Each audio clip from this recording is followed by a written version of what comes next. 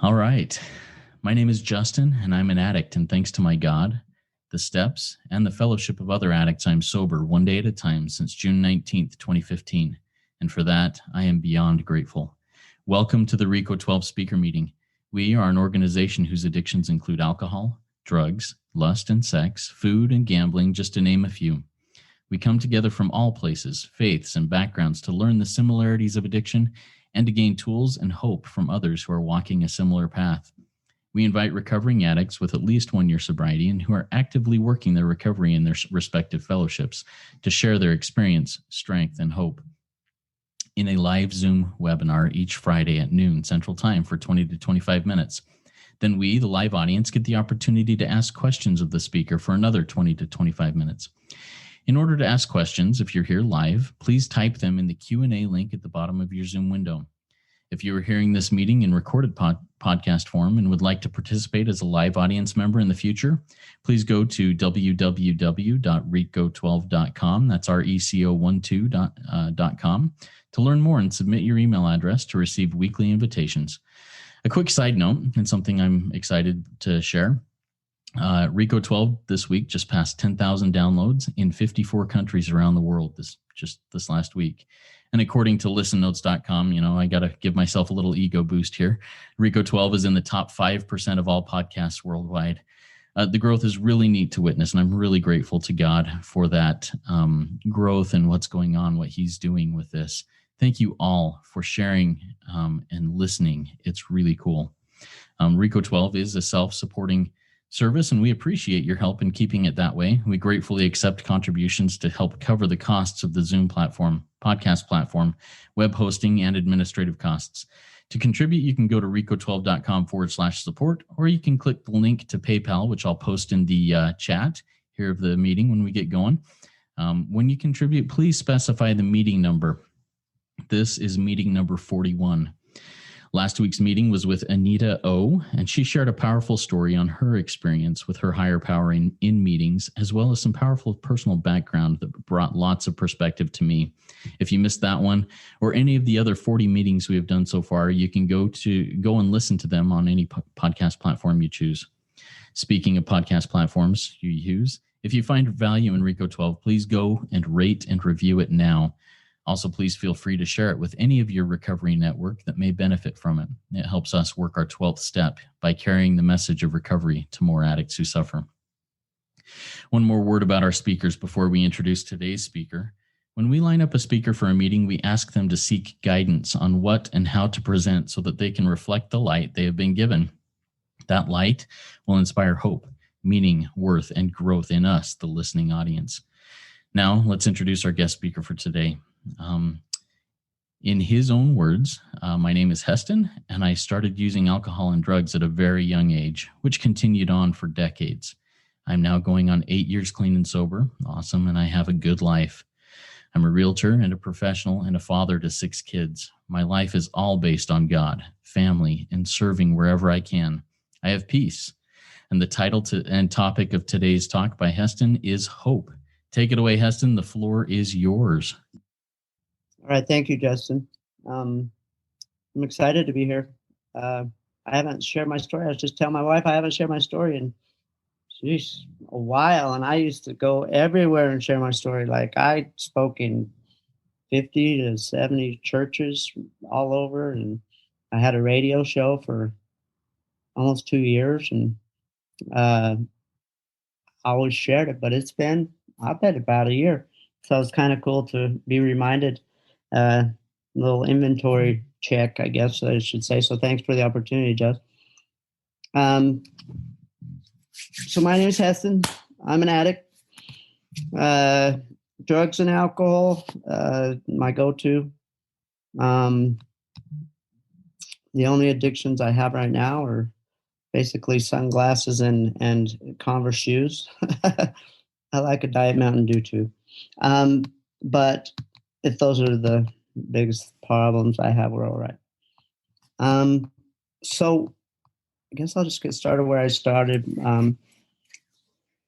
I was about 14 years old is where I narrowed it down when I did my 4th step. And when I started into testing and peer pressure and I was a popular kid. I was just the littlest guy. I still am little. My wife's way bigger than me, taller than me. She'd kill me if I said bigger. But so I was very good at sports. Always the best in any age group until about 12, 13 years old, and everyone out started to outgrow me, and they got faster, bigger, and stronger, and Heston didn't grow, and he couldn't keep up, and so uh, as my friends would go to their practices and stuff, I had to find a way to um, find new friends, and what I did to be accepted was went with a little bit rougher crowd. Uh, and they were accepting, and I don't think they did it on intent to say, "Come on and drink with us." It was just, they accepted you. That's what they do. That's how we get uh, into those. And who doesn't want to be accepted? First off, if I talk weird, it's because I have a tooth. I have a flipper tooth, and so that's me, Heston. I've got all my teeth are rotten, so they're all crowned. This one was a crown and it broke, so I've got an implant being put in about 2 weeks, or no, 2 months. So if I look weird, that's why. But that's what drugs do. Your nutrition and stuff, it eats away on your whole life consequences. So I got, I started drinking a little bit, and then it moves to drinking and smoking cigarettes, and uh, usually just on the weekends. Um, my parents owned a bar when I was younger, so kind of was okay. Like at family events, it was all right to have a beer with my family at a very young age, and uh, my parents would probably that my dad's like 40 years sober, so or 37 or something, but and mom hasn't done anything for a long time, and they don't own a bar, but so it was kind of just natural, and I thought at that young of an age, I'm an adult, they're letting me do this, and I can do this, and so I started drinking weekends, and then wasn't long. Like it took me into high school. I was drinking every day, and if it wasn't alcohol, it was cough medicines. Taking pills started over the counter ones that people found that could just make you not feel make you feel the whatever euphoria or whatever we think it is. Um, and so those, then marijuana got involved, and then cocaine. So all during high school, I don't think I went to school once sober, uh, which led into my adulthood.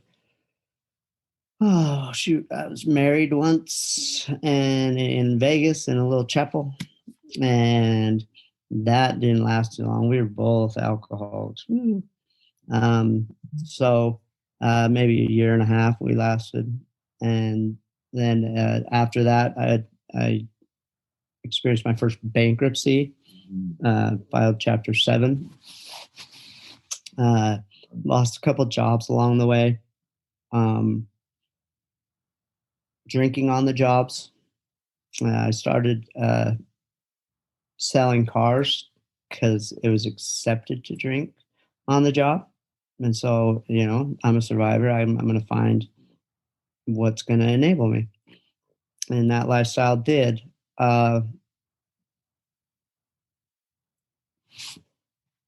Then I I got with a lady that uh, had any pill you wanted and bags of them. And like we look back now and we weren't even like compatible, but the comfort zone and you get in the same funk. And we were together 5 years, and then we got married. We had a son, and we got married. And that was my second marriage. And we lasted, I think we gave it a good run, like 11 years total from dating to, well, not really dating, just hanging out. And then, oh, let's get married. Might as well. We have a kid.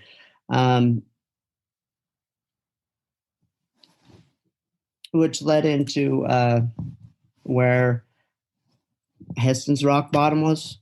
I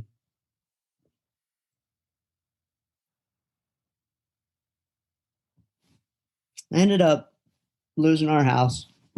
Two of our kids that were I still talk to today. It took a long time, but they're my sons, and they call me dad. They're 22 and 20 yesterday. But she lost them to her mom, and we had our son together. We lost our house, and I found myself. We broke up along the way. Then I found myself living in a hotel room with my son, because I had taken my son because she wouldn't quit the drugs, and she would test dirty, and I could just do alcohol. I had it down to a system where mine was acceptable, and I'm taking my son. And so I had my 7-year-old son at the time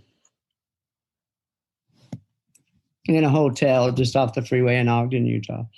And we were there like 9 days, and I got him to school, I think, twice. I was going out at night. I didn't have no money, and there was a bar right next to it. And I would go and I would find cigarette butts that people had just discarded because I couldn't afford cigarettes. And I had a 3-pack a day, up to a 3-pack a day problem with those two. I don't know what it was. Well, I know what it was.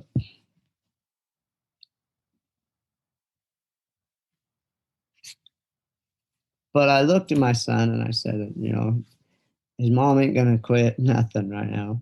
And so he needs a chance. And so I called my parents for some reason. I hadn't talked to them forever. They were in St. George, Utah. I'm in Ogden. I didn't even know they moved. And I said, Dad, I'm ready. Will you come get me? And he didn't even hesitate. Said, we're on our way. And I'm just totaled. I'm getting wasted. Knowing they're coming. And they get to Ogden in like 5 hours, and I load up me and my son's belongings, which my whole life at 39 years old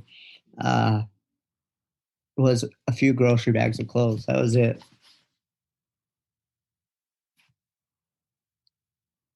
And we got in the car and drove to St. George, and we had to stop like every half hour for me to puke. My son, I remember him clear as day still. He said, why is Dad puking red? And I was sick. I weighed 95 pounds. Like I said, my whole teeth were just eaten. They're still on the bottom. I need work. It's expensive. But got to St. George and had no plan. I think I was just trying to get my son with someone that was safe. And I didn't care what happened to me. I wasn't suicidal at the time. I was just hopeless, and I didn't care if I died. Thought it'd probably be better, but I'm not going to just go and take my own life. And so I had no plans, but come to find out my parents were missionaries in a 12-step program. And they asked me on like the third day there, they're like, well, we're missionaries. We're going to a 12-step program. Do you want to go? So we got a babysitter for Caleb.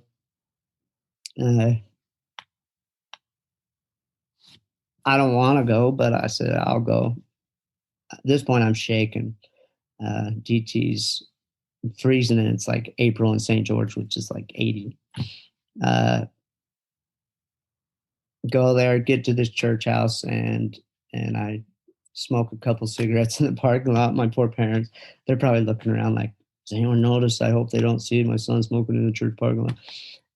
Which they were so loving. They accepted me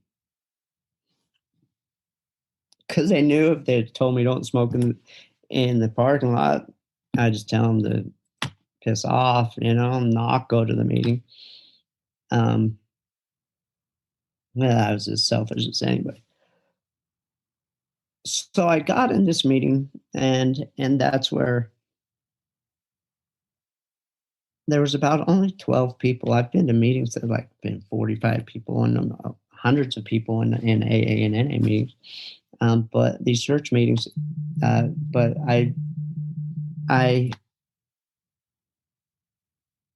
looked around. There's these people, and some were new in recovery, some were long in recovery, year, 2 years. I think there was a 15-year guy, and we got to the sharing portion, and they started talking about each one of them when they started their share would say they're an addict, and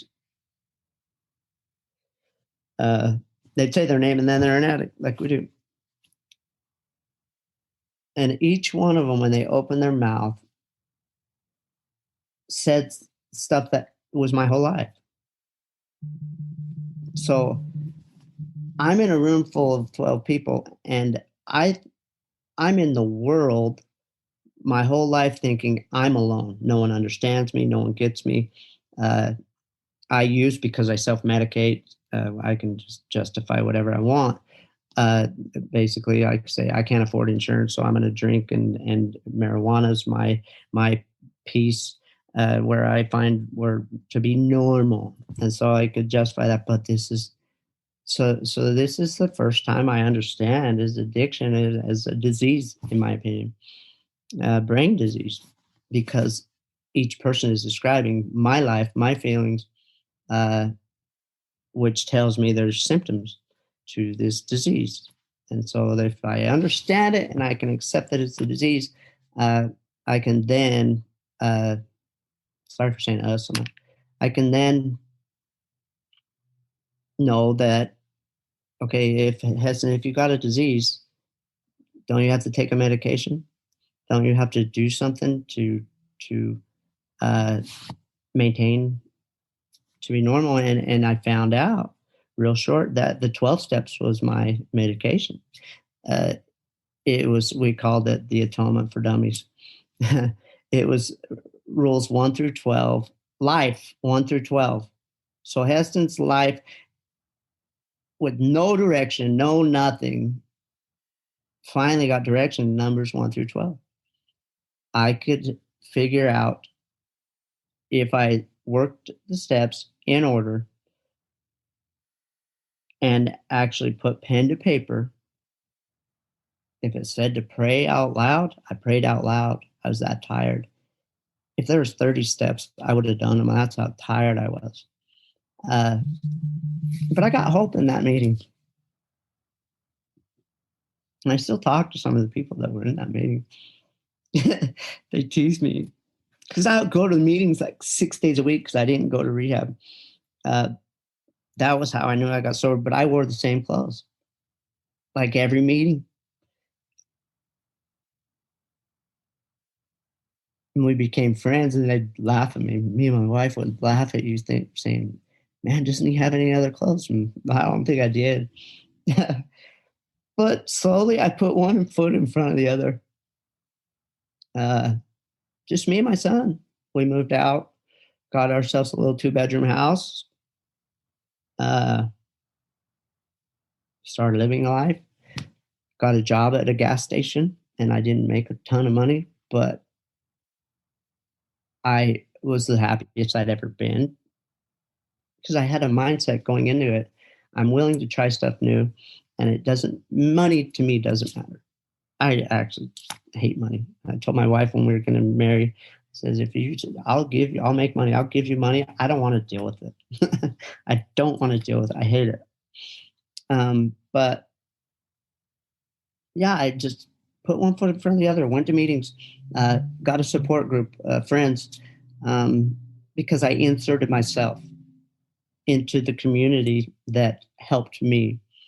And I prayed to a God that I had been baptized in a lake once. I had been to every church, but this one finally made sense to me. And so it was good for me. Heston, I had guidelines and boundaries I couldn't cross. I could. It's a choice, but they had a higher way of living, and I liked that because it gave me something to set. It almost got me in trouble though. It almost got me divorced because I was too letter of the law, and my family's like, "Golly, we can't even breathe on Sunday or something." And so we have fun now. I've relaxed quite a bit, but so 2 years go by. I didn't date because I couldn't get divorced from my son's mom because we couldn't find her. She lives in Salt Lake somewhere. We did every kind of motion with the judge. He wouldn't give up for custody and of my son, and we finally did a notice via publication. And like 2 months later, my attorney, I hadn't talked to her never. I just didn't even think nothing was going to happen. But I got full custody and physical. And then I could start dating. See, for once in my life, I was doing things the way it was supposed to, that I was true to myself. So if I believe something, I better be true to it. And so I didn't date because I was married in what I was trying to work towards in the future. So I just had me and my son. It was the best thing that ever happened to me. It was lonely. It sucked. But I learned how to do laundry. I learned how to understand and love Heston. And in turn, my wife moved into the neighborhood and into my church, and she wasn't even a churchgoer, but we were together 51 days and we were married, and we've been married 6 years now. She's my best friend. She's awesome. We have fun. We don't sweat the small stuff like everything was an argument with any other wife. She's 14 years sober, and I'll be 8 on April 11th. 2013 was when my first day was. But yeah, hope. So now I've learned to, first year I had so many firsts. First time I ever did this sober. First time I ever did this sober. First time I did this sober. And it was so fun. Like, you can't be beat. But everyone kept telling me it's going to get hard. Life hits you. And you start stressing. And then I get a wife, and then I have other people. I got to take care of her 2 kids and my kid. And so stress comes in. But I've, like I said, I did the steps so thoroughly, and I work them every day. I still work the steps. In any given time, I can know what step I need to go back to and start at the step before it and then work that step, and I can get my head clear again. It's just a way of life for me. It's become a way of life. I've did them so many times. Love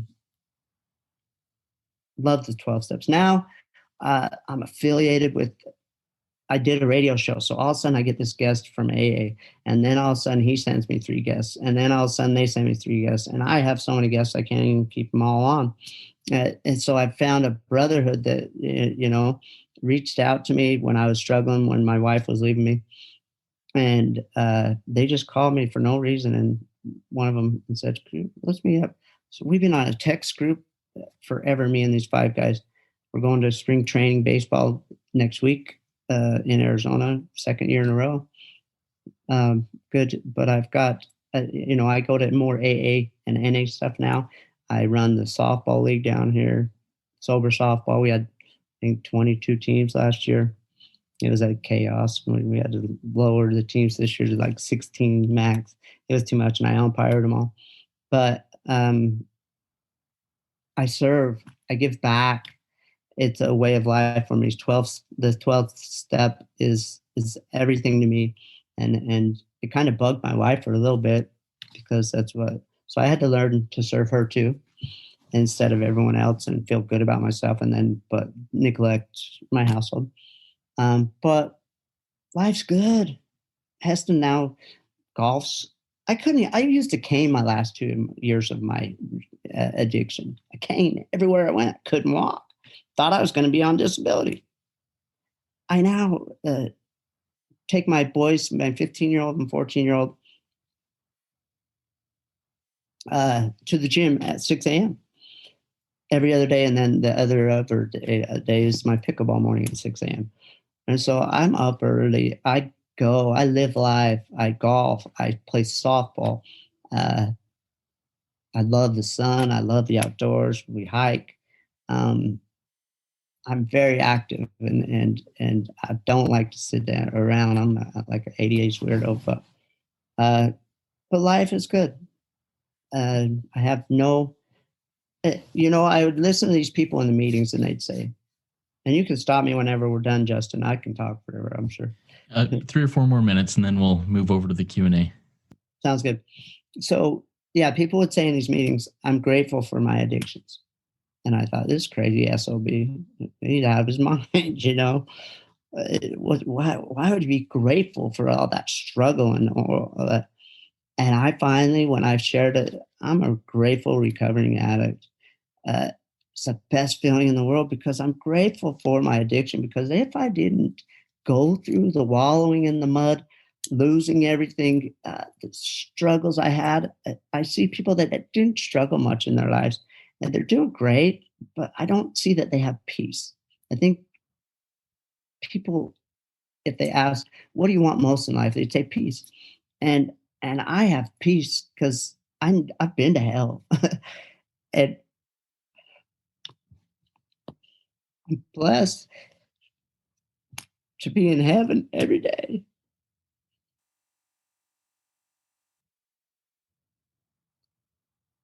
I look forward to starting my day with putting 2 different socks on. It's my daily reminder of how messed up my life was. People ask me all the time. It brings up the conversation all the time. Goofy socks, 2 different ones. And I match them. I made them and I fold them together. And that's my daily reminder to set my day. And then I get up and I go and I try to do my best. I pray. I give my will and my life over to my God every morning. And then come what may, sometimes I try to take control back. I get it. But at the end of the day, I can say, yeah, I'm not in control of nothing and I don't want to be. And I'm always alive the next day, no matter the struggles. And it's not easy, but I'm enjoying it. And I love life. I have a passion for life. I have a passion for helping people. And hope is my favorite word. If anyone's listened to any of my radio shows, hope, hope, hope, hope. Capital HOPE. All of it. I love hope because when we're hopeless, it's a miserable place to be. And that's all I got, Jess. Thank you so much, Heston. What a miracle. I love the miracle of recovery. I mean, it manifests in people's lives a little bit differently, but it's always the same, very close to the same thing of how someone who is at their rock bottom, whatever their rock bottom is defined as, and then God takes them and says, here, I've got something better for you. Here you go. And what a beautiful thing. We've got a couple of questions that have come in. We've got a couple of comments that have come in. We'll get to those here in a minute. I want to start off the Q&A with a question that I had from something you just said at the very end. You talked about your goofy socks. Yeah. You want to see them? Yeah, show them to me here. I mean, those on the podcast won't see them, but oh, sweet. Oh, yeah. Nice. Oh, it's easy. Goofy and Donald Duck. Love it. Yeah. So you say you put on 2 different socks every day to remind yourself of how where you came from, how messed up things were. Where did you get that idea? And you said it sparks a lot of conversations. How do you go into those conversations when somebody asks you about them? I was about 3 months into my recovery, and I just decided I'm going to wear different socks because it's going to remind me. Because it was hard to take my daily inventory, and you forget, and then you go, a few days and you don't really pay attention. But when I set the tone, they say if you want to pray, you can put your shoes or something by your bed to where you have to get on your knees or under your bed. So you have to get on your knees, and while you're down there, it'll be a reminder to pray. Um, so it just that kind of concept got me, and so I started wearing it. And I wear shorts in the summers and a lot. And if people are just they think, and I kick my hat a little bit to the left. That's a little bit. Also a reminder and a conversation bringer. But people ask me everywhere I go, why do you wear two different socks? And I'm like, oh man, it's a daily reminder of how messed up my life was. And I'm open. I'm an open book. I don't even care if anyone knows my last name. But that helped me to be accountable.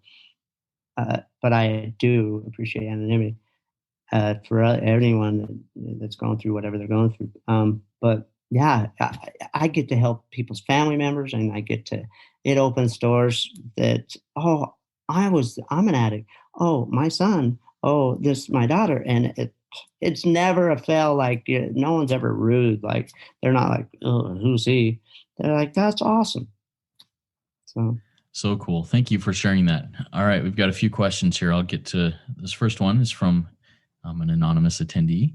The anonymous attendee says, what was your greatest fear in facing the reality of your own struggles with substance use and getting into recovery? Oh, one more time. I'm trying to find that one. Yeah, it's the second one down if you're able to see it. What was your greatest fear in facing the reality of your own struggles with substance use and getting into recovery? My greatest fear? Yeah. I think the fear of the unknown, fear of honestly what people think of me. What if I the fear of failure, and it's sad because we fear success when we're down that low. We don't even know it, you know.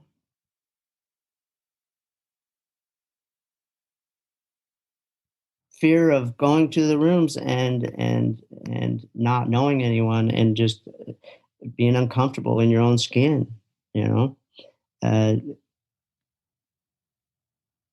I've heard of people going to the meetings and they'll sit out in the parking lot and they never go in for like a month because we're fearful of what people are going to think. Are we different?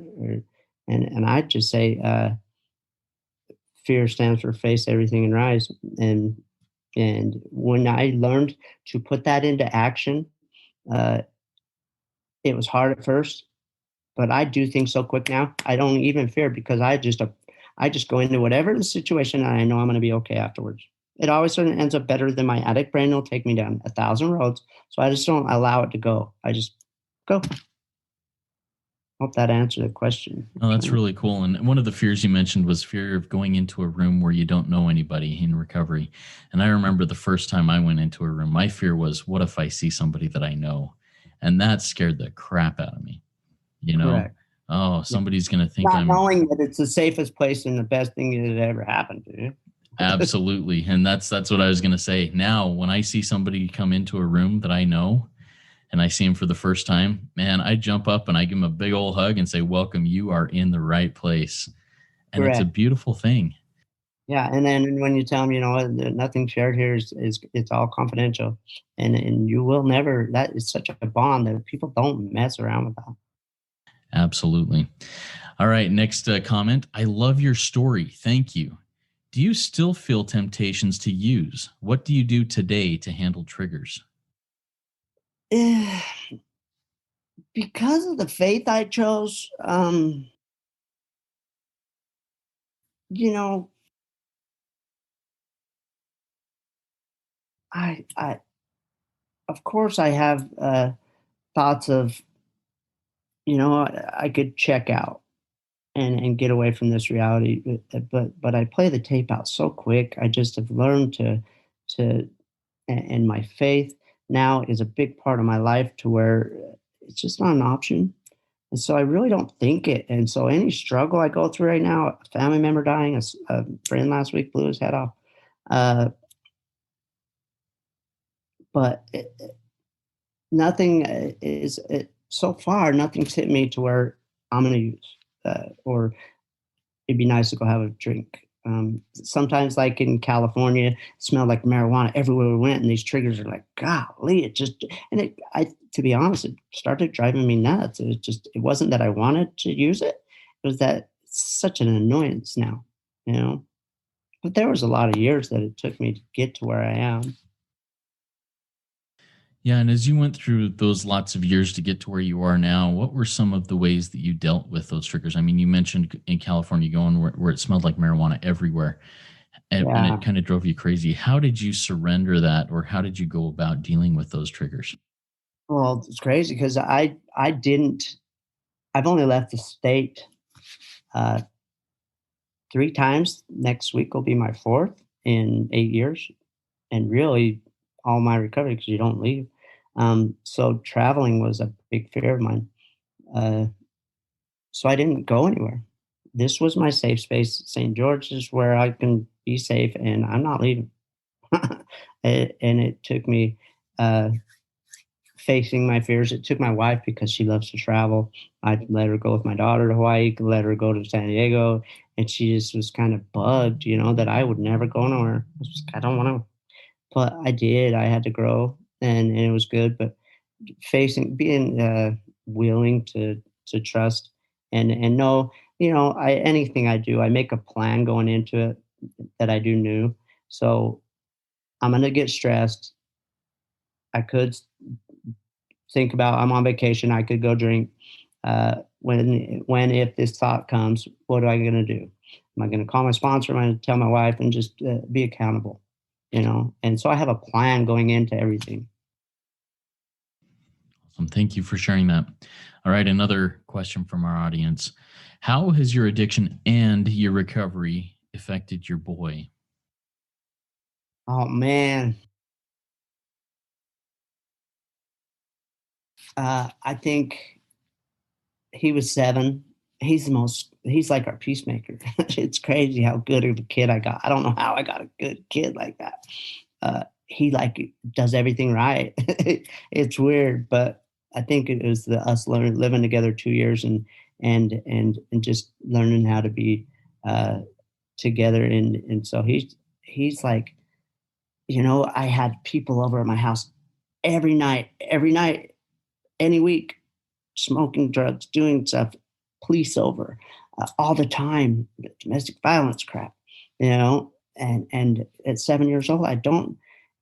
He we try to be open with our kids and we talk to them. We're very blunt about our past, age appropriate, of course, but he, I think, because he saw the change in me. It seems like when you're a living amend, because I got to apologize to him in my fifth step, but it seems like when you're a living amend and they see how happy you are, it's easier on him. Like he doesn't check back into that. That's really cool. Good blessings and in that. Um, you Heston, you lost a lot due to addiction throughout your life. You talked about jobs. You were basically living in a hotel. All your belongings fit in a few uh, grocery bags and everything else. And you lost marriages and all sorts of other things that you shared with us. How, and you shared kind of your rock bottom and how that happened. How can someone recognize rock bottom and make a choice then? Is there like a magic wand that can be waved that says rock bottom, now I'm going to make the choice? What's your experience with that? My experience is I have a lot of sponsees and rock bottom. Some people think they're at their rock bottom and they can. Boy, does that hole can get a lot deeper. uh, so rock bottom just comes, I think. Uh, they say jail is institution or death in our situation, and sometimes going to jail scares them. I didn't need jail, like to get me to my rock bottom, but some people need that. Uh, uh, ro- I just know that when you're sick and tired of being sick and tired, it's time. but it's it's a freaking crapshoot because the percentages of making it are so low. Uh, so why me and not my friends that I've had probably 30 to 40 friends overdose, die, uh, or jump off the top story of the airport or shoot their head off, all due to addiction.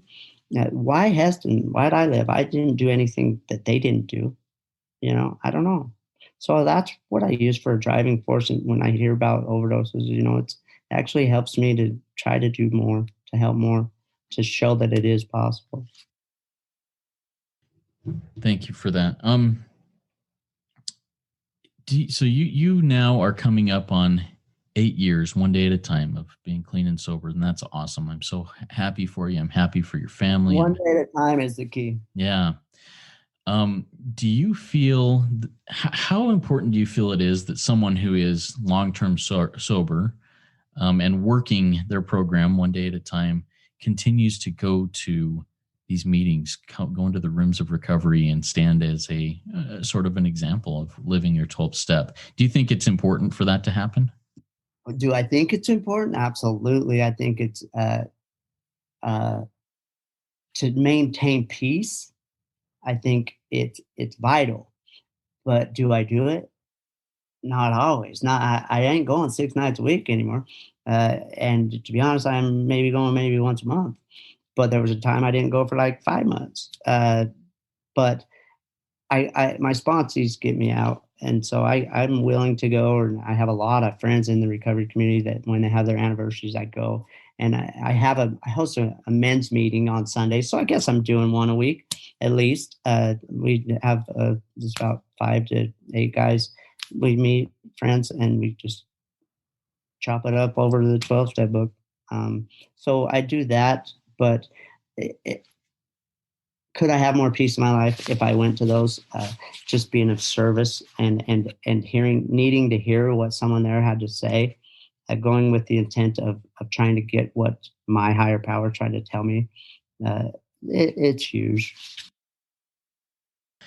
Yeah, and I agree that my experiences, and I'm grateful one day at a time to be coming up on 6 years in June, and I pray every day that today I'll make it one more day. But I find it really important for me to be there to show, hey, it's possible, guys. If some schmuck like me can be dragged out of the pit that I was in, anybody can be. And I also really look up to those who are longer term, have longer sobriety and are working their programs too. It brings me a lot of strength. Yeah, but we need that guy. Like I need that guy that's one day sober. That's my reminder. He needs me, but I need him. Absolutely, because there, but for the grace of God, go I tomorrow. Yeah, 100%. Yeah, really good. All right. If there are any other questions from the audience, please type them in the Q&A at the bottom of your Zoom screen. We'll get to that. I'm going to ask one more question. Oh, here we go. We got one more question. Finally found the Q&A. Question: have you had opportunities to do step 9 for former wives? For former wives, one I didn't have children with, and it says in the steps that you could do more harm than good. And if that could be the case, there's other ways that you can get that released. Write a letter or send it in a balloon, whatever. But you got to release it. But there was so much damage to it would have caused further harm in one of them. The other one, my son's mom, she didn't see him for 4 years. Now she's doing great. We prayed for her every day to do it. And she's got a job for the first time. She got insurance for my son. He goes up there a month in the summers and a week in Christmas. We're so proud of her. So that amends was made, yes. That's beautiful. And I love how you said we prayed for her every day. And I think that's something for me that I can't give up hope for those loved ones that I have who struggle, even people that are on the periphery that I know are just struggling, to pray for them and somehow God steps in. It may not be in the way that I hope and pray for, but God steps in at some point, and I love that. Before I ask you to share any words of wisdom for us as we close things out, I have one more comment that came in, and this is from one of our attendees. I just find your story inspiring, and I feel your emotions. This is a strength to me, and I agree. Thank you so much, Heston, for sharing your experience, strength, and hope. Before we start into the close down of the meeting, do you have any final words of wisdom that you'd like to share with us? Oh, man. First of all, I didn't mean to get emotional. I honestly thought, because I cry and every time I speak at churches or wherever, and I was like, this isn't going to be nothing. Peace. I don't plan anything when I talk, but it's been quite emotional. So thank you for that comment. I'm okay to cry. I'm all right. It doesn't make me not manly. It makes me in touch with my feelings. I'm okay. I would just say, keep going. If you went back out, humble yourself quickly and get back into the rooms. You didn't fail. You didn't lose everything that you learned already. People are like, I lost all this time, but what'd you learn? You learned how to identify what would make you go, what got you there. And so now you can plan better the next time to not allow yourself to get that far to where you do. So I would say forgive yourself, be kind to yourself, talk good to yourself, look in the mirror and say, I'm awesome. Awesome. Hope. Love it. Thanks again, Heston. That was a great RECO12 weekly speaker meeting for all addicts and those wanting to learn more about addiction and the recovery therefrom. If we didn't get to your questions, if you have any other questions here in the audience or out in podcast world, please go to www.RECO12.com/forum and join in our community and ask those questions and answer other questions that may come up. I invite the audience to come back next week. And if you haven't yet gone to RECO12.com to submit your email address, you only need to do it once to get on the invitation list. So you can join us each week live at Friday at noon. Do so.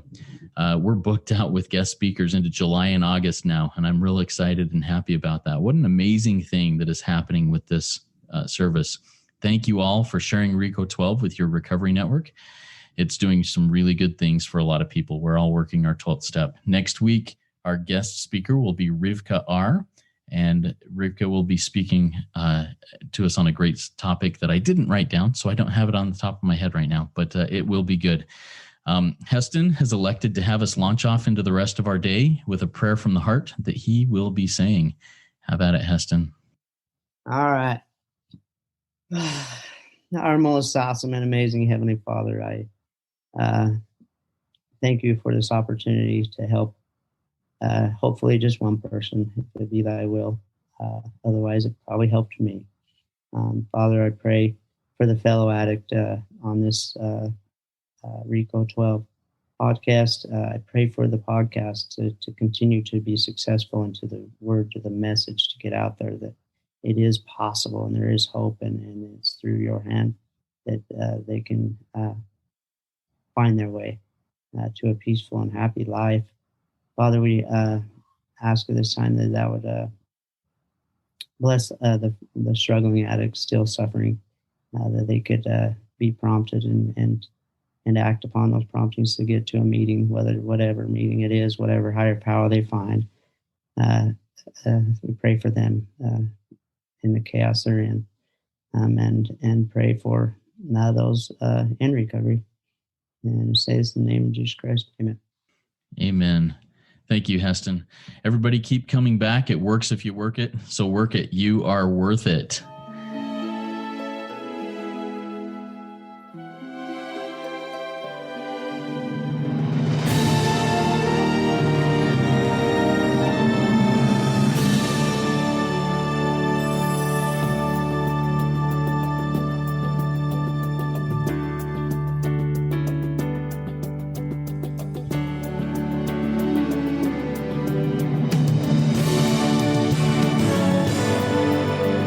Standing still a moment, carving out this time, reflecting on the landscape of this life of mine. Peaks too high to conquer, streams too wide to cross, troughs too deep to walk through without incurring loss. Yet here I am, still standing tall, despite the rough terrain. One like me survived the storms and walked through wind and rain. Still standing, I will fight the good fight, still searching for a glimmer